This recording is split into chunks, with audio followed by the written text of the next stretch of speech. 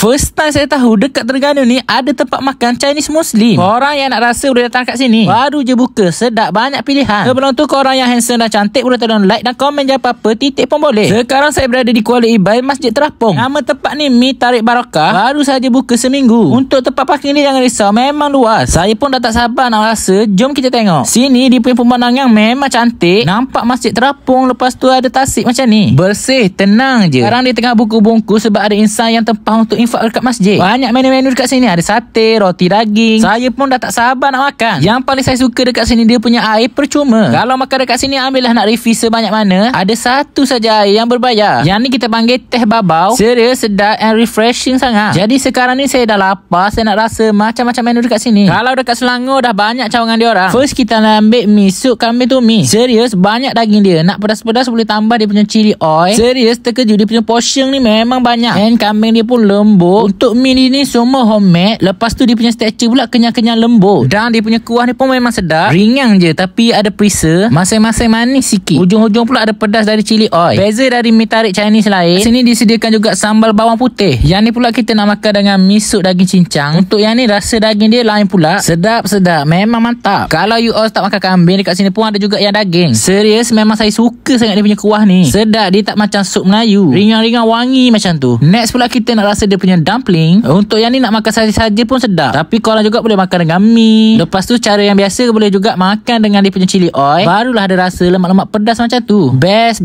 Memang sedap. Seterusnya kita nak rasa sup mi hiris pula. Yang ni sama macam tadi tapi dia punya texture mi saja lain. Yang ni dia orang panggil mi hiris. Dia macam keriting-keriting macam tu. Banyak lagi varian dekat sini. Selain sup, mi kering pun ada. Seterusnya pula kita nak rasa dia punya sate. Ada sate ayam dan juga sate kambing. Untuk rasa tak sama macam sate Melayu. Dia ada rasa repah-repah kering dekat luar. Tapi dengan texture daging dia tu akan ada rasa basah-basah lagi. Ni pun best. Boleh masuklah dengan tekak Melayu kita. And kalau korang rasa tak nak makan mi, dekat sini pun juga ada nasi. Ni cawangan first dekat Terengganu. Dekat Selangor dah ada beberapa cawangan. And harga dekat sini murah. Menu yang paling mahal RM12 je. Suasana pula cantik. Korang yang nak rasa sendiri masakan Chinese Muslim, boleh datang di Mi Tarik Barakah. Betul-betul tepi Masjid Terapung Terengganu tu.